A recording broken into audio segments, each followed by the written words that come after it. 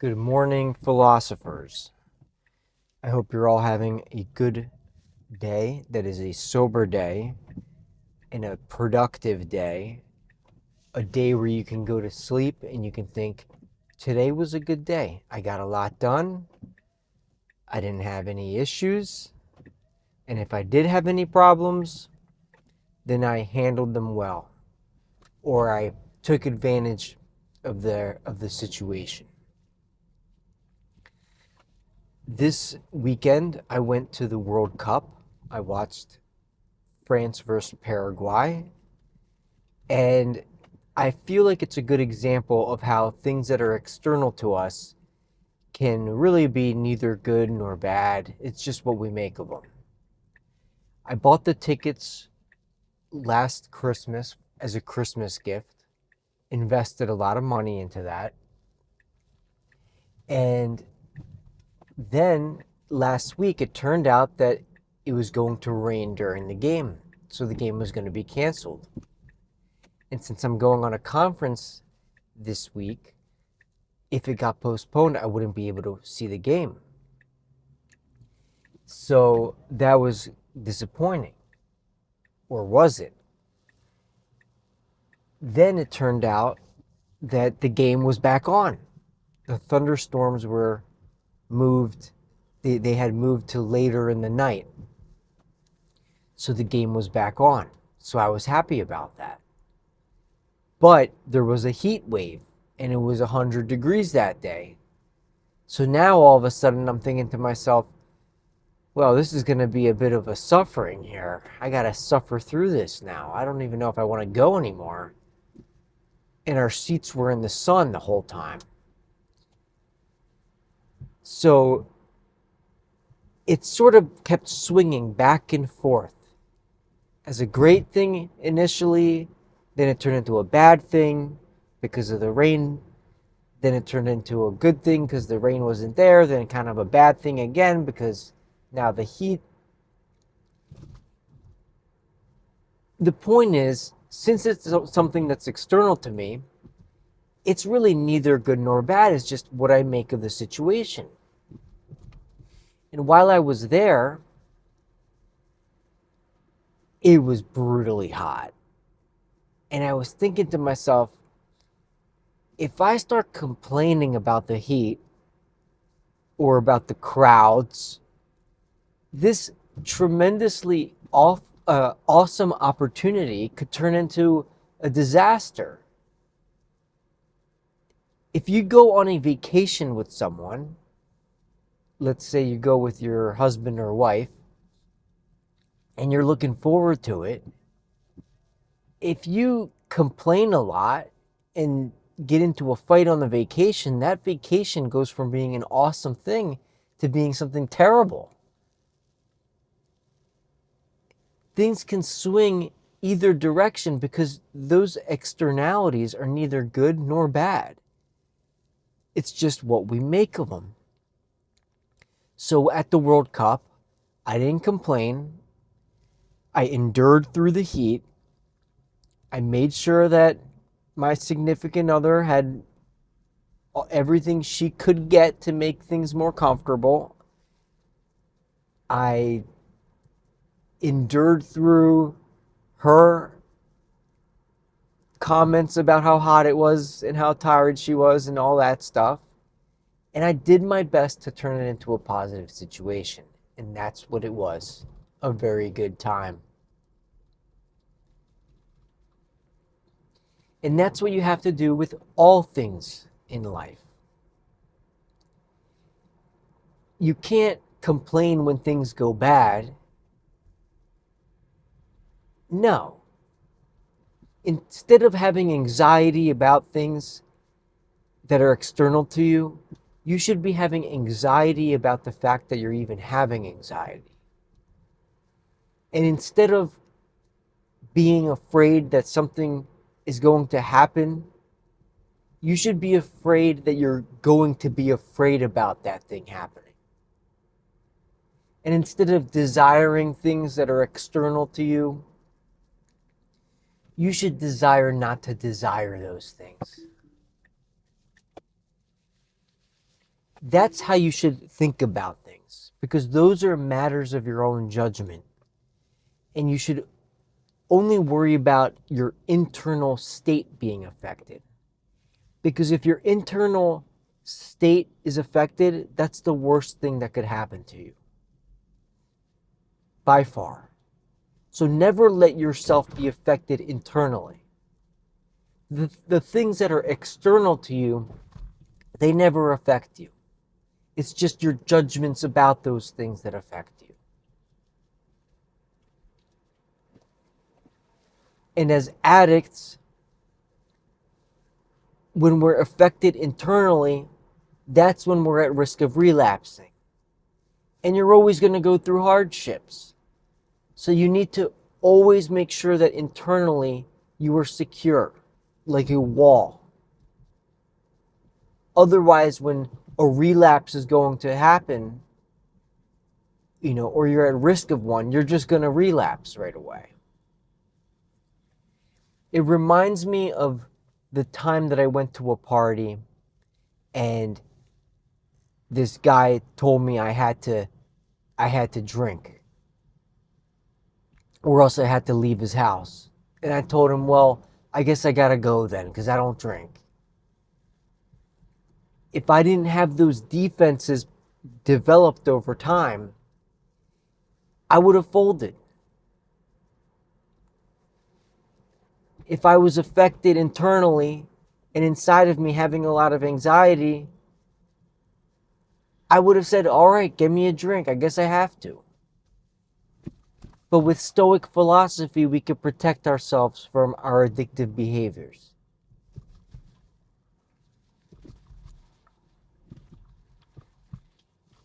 I had a great video this week that I was going to put up, but unfortunately my phone wasn't recording. Since the phone faces away from me, I can't see when it's recording. And I have an old phone, so it overheats a lot and turns off, and something went wrong with the video, and that happens to me all the time. So I apologize if I say things that I've said before, because I get confused when I said things on videos I've recorded and uploaded and when I've said things on videos that don't work, because the percentage of videos that don't work for me are a lot higher than I would like to admit. But I don't complain about it. I don't mean to sound like I'm complaining. I'm just letting you guys know. I apologize if I repeat myself in certain things. And instead of complaining and being sad about it, I just see it as an opportunity to practice even more. So I'm on my way to work, and it's Monday after a long weekend. Not exactly, in the most proactive mood for working right now. I kind of wish it was a longer weekend than it already was, but that's okay. It's funny how when you work hard and you're in the midst of a lot of work in your life, you get used to that and you become good at that. But if you start to relax a lot and take a lot of breaks, it makes the work, when you have to actually do it, so much harder. Even though you've rested, it makes it even harder. But if you work every day, it just becomes part of your routine and you become better at it. And our mind is like that with all different things. For example, I recall when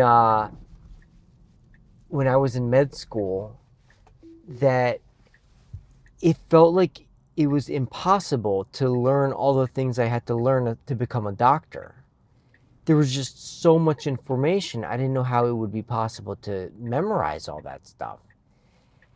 And what ended up happening is that the more I had to do and the more I had to memorize, the easier it became to memorize things. So in the beginning, I would struggle learning one little topic and a few complicated words. But once that became my normal routine, not only was I able to do that, but I could do even more. Going from 0 to 10 was very hard, but going from 10 to 100 was a lot easier. And every day it's like that with our routines and with our lives. If you don't exercise a lot, then running just a little bit is going to be tough for you. But if you exercise a lot, then running a long distance, even more than that, is going to be not as hard. So if you never running 1 mile will be hard. But if you run a mile every day, running 5 miles is going to be a lot easier than running 1 mile if you don't run a lot. Our brains, they almost overcompensate in that direction. So it goes to show why it's so good to not only to work hard, but to be a good human being and to work on ourselves internally. Some of these topics that I'm talking about, they seem abstract and they may be hard at first to deal with and to adopt. But once you start adopting them, you realize that they're working and they have a lot of positive benefits, thinking this way and behaving this way and living life this way. And then once you start doing it, it becomes tenfold easier to continue doing it even more. So I recommend to continue watching these videos. I know I repeat myself sometimes or a lot, but repetition is the master of, or is the teacher of mastering. There's some kind of a quote there about it. You know what I'm saying. You got to hear things over and over again to really drill them into your brain. And if you watch them a lot, then you're going to become a stoic person. And people are going to think very differently of you than they did in the past. People will be impressed. So I'm going to work. I'm a little groggy, even though I got a pretty good night's rest. That's the other thing. With sleeping, if you oversleep, you'll be groggy in the morning. There's like a fine balance that you need to find for yourself. The key is to go to bed early and to wake up a little earlier than you would want to if you were to sleep in the whole time. You know, if you were sleeping in that day. The worst thing you can do is if you wake up in the morning and you say, nice, I got more time, I'm going to keep sleeping. And then you go back to sleep again. That puts you over the natural amount of sleep you need, because usually it's when you first wake up, that's your brain telling you, all right, we've had enough sleep. Then it's our conscious mind that overrides that and says, you know, I got more time. I'm going to keep sleeping because it's comfortable in bed. We all know that. It's very comfortable. But when you do that, when you consciously override your brain's ability, excuse me, talking about sleep's making me sleepy. When you override your brain's ability to, to tell you when to get up, then you're going to be groggy for the rest of the day. The mind doesn't like that. It's all about getting up the moment you actually come conscious from sleep and realize you're awake. Obviously, there are exceptions to everything I say, but in general, that's the key. So,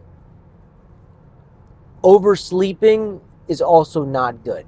Get used to getting up early. You will find that you're actually more awake during the day. I actually overslept a little bit today. That's, I think, my problem.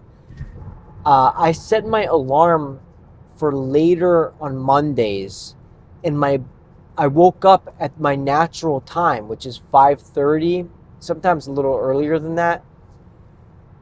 And since my alarm didn't go off, because I set it on Mondays a little later, and I might have to change that, I went back to sleep.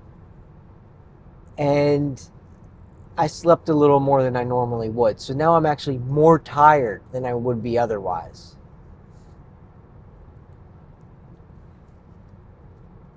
I have a conference coming up this week.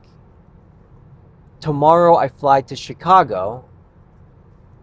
It's probably, I don't know when you're going to get this video. Yeah, probably today. So tomorrow I fly to Chicago, and I'm going to the International Doctors of Alcoholics Anonymous, or International Doctors in Alcoholics Anonymous conference. That's a conference for doctors like myself who had addiction problems in the past and actively try to keep themselves sober using Alcoholics Anonymous and other methods, and they're proud of their sobriety. And it'll be me and about 500 such doctors, because a lot of doctors have suffered from addictions.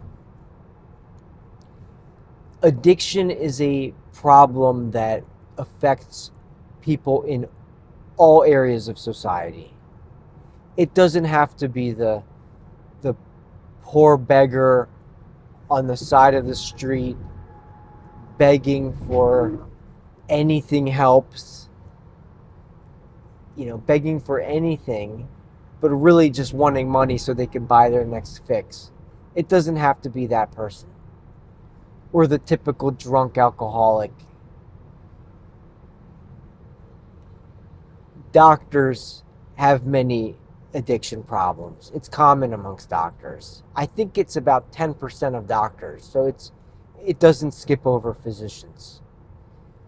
And when I went to rehab, I was around CEOs and other healthcare providers, including veterinarians and lawyers and pilots. The struggle is everywhere. And it just goes to show that anyone can be affected. So no one is safe. Everyone knows somebody that's been touched by drugs and alcohol and addiction of some kind. And gambling counts too. When I talk about drugs and alcohol, I mean gambling too, and other behavioral addictions, because you can get addicted to anything. It doesn't have to be a drug. That's why it's always funny when people say marijuana can't be addicting. If you can be addicted to non-substances and just behaviors, you can get addicted to marijuana, even if it's just the behavior of using marijuana. Drugs are very addictive habitually and psychologically. It's not just about physical dependence. It's one of the reasons why it's so hard to quit smoking cigarettes. It's because you get into this habit of going and having a cigarette after a meal, or in the morning when you wake up, or before bed, or when you're on your lunch break at work, when you need to get some fresh air. It's funny when people who smoke cigarettes say that they like getting fresh air to smoke a cigarette. I'm pretty sure that smoke is anything but fresh. But the point is that addiction can be very habitual. It causes habits. And I think that the habits that are formed can be just as addicting as the physical dependency. Definitely. I know that from my cannabis addiction. It was just a habit for me to use all the time. The actual physical dependency wasn't that strong, but the psychological dependency was very strong. It took me years to realize that I had a problem. That's how strong the psychological dependency was for me. So anyway, it's time to go to work and to do a great job at work, and to make sure that we do such a good job that when we go away for a conference, people are going to remember how well we do, and they're going to miss having us there. That's the goal. That should be the goal for how well we work. So I'm going to this conference, and I won't be able to be doing these Marble meetings while I'm there because I'll be busy. And I'll actually be promoting this Marble program a little bit. So in the future, somebody watching this might be from that conference.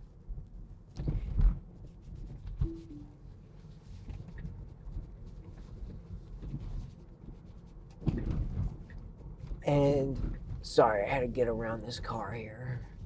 When I get into the city, it's a little harder for me to talk the whole time because there's obstacles and school buses like the one in front of me right now, and road construction, things like that. So I have to sometimes pause for a moment.